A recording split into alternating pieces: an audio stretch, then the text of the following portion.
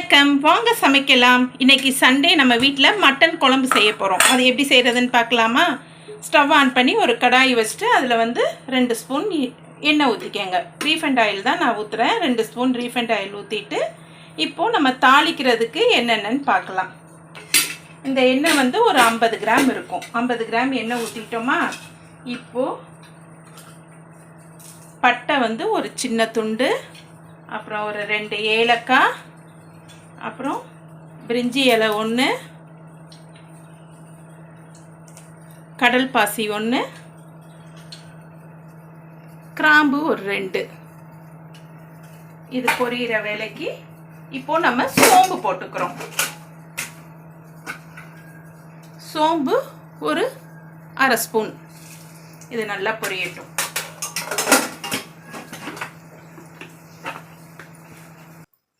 இப்போ கொஞ்சம் கருவேப்பிலை போட்டுட்டு இதுவும் நல்லா பொரிஞ்சோங்க. நான் சாம்பார் வெங்காயம் உரித்து கட் பண்ணி வச்சுருக்கேன்.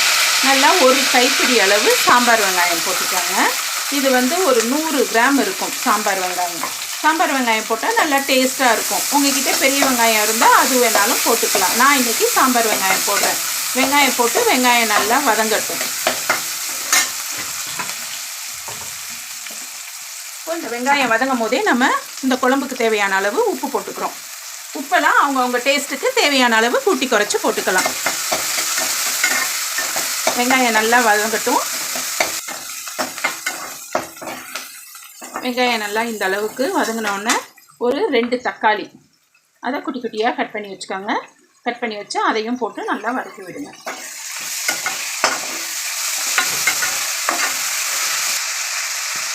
ஒரு ஸ்பூன் இஞ்சி பூண்டு பேஸ்ட்,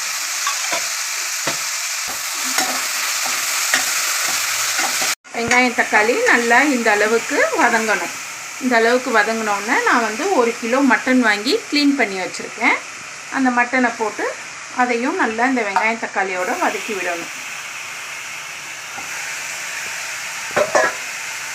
ஒரு நிமிஷம் நல்லா இந்த வெங்காயம் தக்காளியில் இஞ்சி பூண்டு பேஸ்ட்டு நம்ம எல்லாம் போட்டு வதக்கணும் இல்லையா, அது எல்லாம் இந்த மட்டனில் நல்லா சாடுற அளவுக்கு ஒரு செகண்ட் அப்படியே வதக்கி விட்டிங்கன்னா சூப்பராக வதங்கிடும். வதங்கினதுக்கப்புறம் நம்ம தேவையான அளவு மிளகாத்தூள் போட்டு தண்ணி ஊற்றி குக்கரை மூடி வேக வைக்க வேண்டியதுதான்.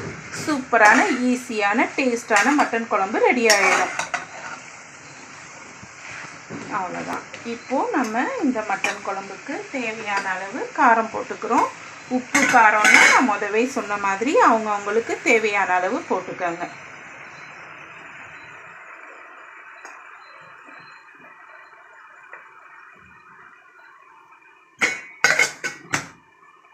இது போட்டு நல்லா வதக்கி விடணும்.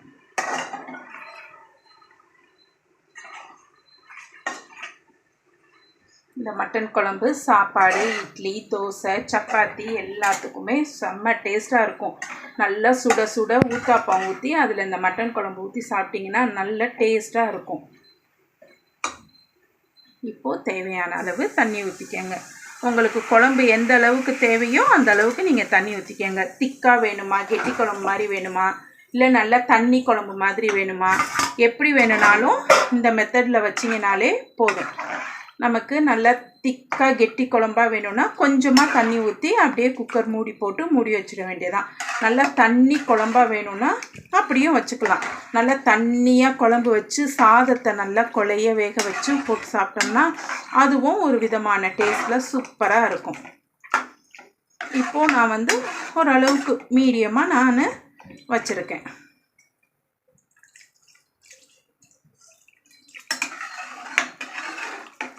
இது ரொம்ப சிம்பிளான மட்டன் குழம்பு தான். எல்லாருமே ஈஸியாக செஞ்சிடலாம். பேச்சுலர் பசங்க கூட ஒரு 1/2 கிலோ மட்டன் வாங்கிட்டு வந்தாங்களா சூப்பராக ஈஸியாக செஞ்சு சாப்பிட்டுக்கலாம். அம்மா செஞ்சு தரணுங்கிறதெல்லாம் எதிர்பார்க்க வேணாம்.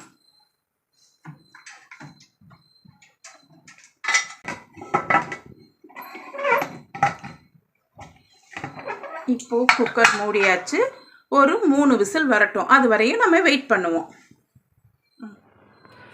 மட்டன் குழம்பு அந்த சைடு நம்ம மூடிட்டோம். அது சவுண்டு வர்றக்குள்ளேயும் நம்ம சிக்கன் கிரேவி இந்த சைடு செஞ்சிடலாம். வெறும் மட்டன் குழம்பு மட்டும் சாப்பிட்டா கொஞ்சம் சண்டேயில் இன்றைக்கி ஸ்பெஷலாக இருக்கணும் இல்லையா, அதனால் கூட சிக்கன் கிரேவியும் அதுவும் எப்படி செய்கிறதுன்னு பார்த்துடலாமா. இதுவும் எல்லாம் நீங்கள் நறுக்கி கழுவி ரெடி பண்ணி வச்சிட்டிங்கன்னா 5 நிமிஷம் தான். கடாய் வச்சு நான் அதில் எண்ணெய் ஊற்றிட்டேன். எண்ணெய் நான் ஒரு 2 ஸ்பூன் எண்ணெய் ஊற்றியிருக்கேன். இப்போ எண்ணெய் காயட்டும். எண்ணெய் காஞ்ச உடனே ஒன்றுமே இல்லை, இதுக்கு வெறும் சோம்பு மட்டும்தான். ஒரு 1/4 ஸ்பூன் சோம்பு போட்டுருங்க. சோம்பு பொரியட்டும்.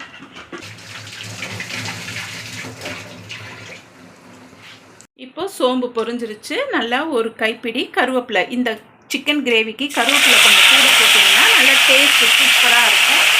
அதே மாதிரி நான் இதுக்கும் இன்றைக்கி சாம்பார் வெங்காயம் தான் போடுறேன். நல்லா ஒரு 2 கைப்பிடி அளவு சாம்பார் வெங்காயம் போட்டுக்கோங்க. நம்ம எப்பயும் போல் வெங்காயம் போடும் போதே அந்த கிரேவிக்கு தேவையான உப்பு இதிலேயே போட்டு நம்ம வதக்கிடுறோம். அப்போ தான் வெங்காயம் சீக்கிரமாக வதங்கும்.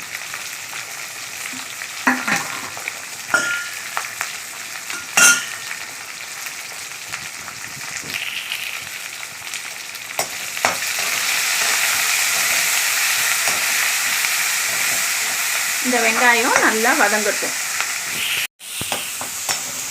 இந்த வெங்காயம் நல்லா இந்த அளவுக்கு வதங்கினோன்னே நல்லா குட்டி குட்டியாக ஒரு 2 தக்காளி கட் பண்ணி வச்சுருக்கேன். அதையும் போட்டு நல்லா வதக்கிக்கோங்க. கிரேவியாக இருக்கிறனால நான் தக்காளி 2 போட்டிருக்கேன். உங்களுக்கு கிரேவி வேணாம் சுக்காவாக போதும்னா ஒரு தக்காளி போட்டுக்கோங்க போதும். நல்லா இந்த தக்காளியும் நல்லா மசிஞ்சு வெங்காயமும் தக்காளியும் வதங்கட்டும். அது வரையும் நம்ம ஒரு செகண்ட் ஆகும், வெயிட் பண்ணலாம். இப்போ இது வதங்கிட்டு இருக்கும் போதே நம்ம இது கூட இஞ்சி பூண்டு பேஸ்ட் ஒரு ஸ்பூன் போட்டுக்கிறோம். இஞ்சி பூண்டு பேஸ்ட்டும் போட்டு அதுவும் நல்லா இஞ்சி பூண்டு பேஸ்ட் பச்சை வாடை போகிற அளவுக்கு நல்லா வதக்கி விடுங்க. நல்லா இந்த அளவுக்கு வதங்கினோடனே நல்லா மஞ்சத்தூள் போட்டு கழுவி ஒரு 1/2 கிலோ சிக்கனு எடுத்து வச்சுருக்கேன். அந்த சிக்கனை போட்டு இதோடு நல்லா வதக்குங்க.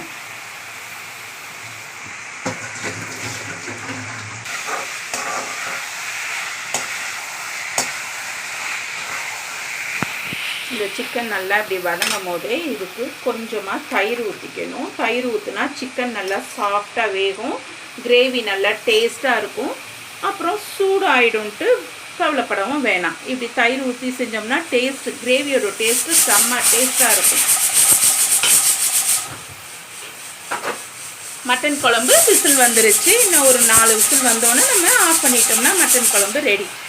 அதுக்குள்ளே சிக்கன் கிரேவியும் ரெடி ஆகிடும். இதோ இங்கே சாதமும் வெந்துட்டுருக்குது. அப்போது இன்னும் ஒரு 1/4 மணி நேரத்தில் எல்லாம் ரெடி ஆகிடும். சுட சுட சாதம் போட்டு மட்டன் குழம்பு சிக்கன் கிரேவி வச்சு இன்றைக்கி சண்டே சமையலை நம்ம சூப்பராக சாப்பிட்லாம்.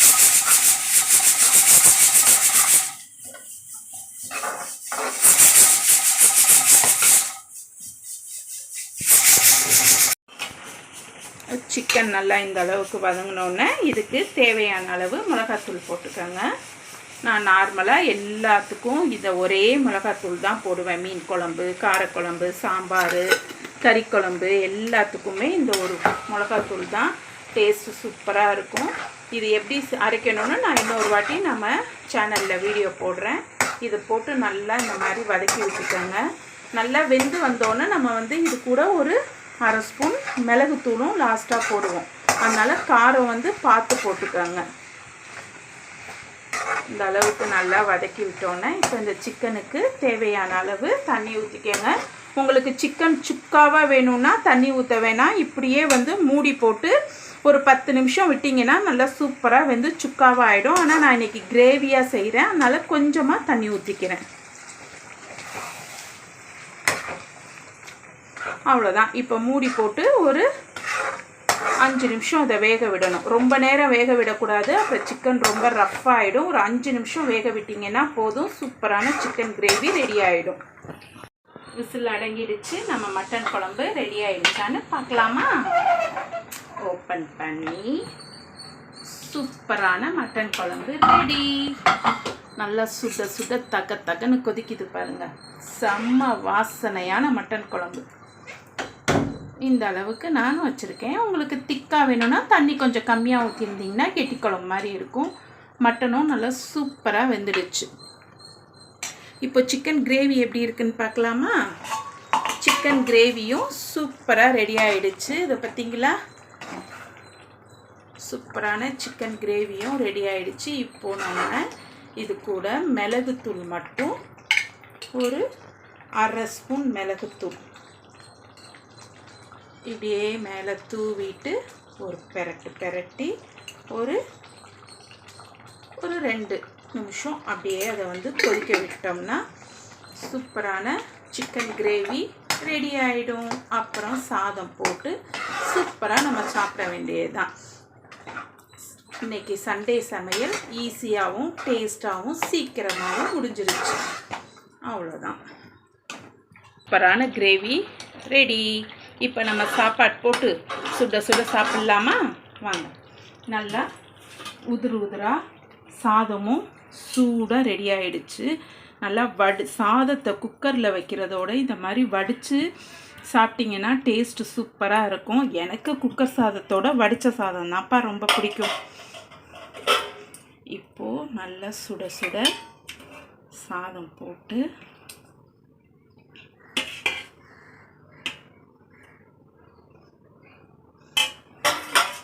இப்போ அது கூட நல்லா சூப்பரான மட்டன் குழம்பு அப்படியே ஊற்றி அதில் நல்லா கொஞ்சம் ஒரு 2 பீஸ் மட்டனையும் வச்சுட்டு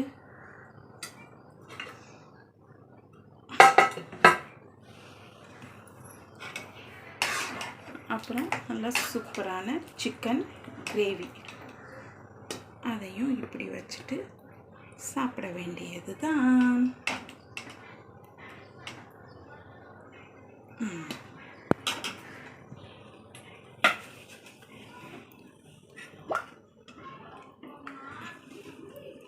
கொஞ்சம் மட்டனும் இப்படி பக்கத்தில் வச்சுக்கலாம். சூப்பரான சாப்பாடு ரெடி ஆயிடுச்சு.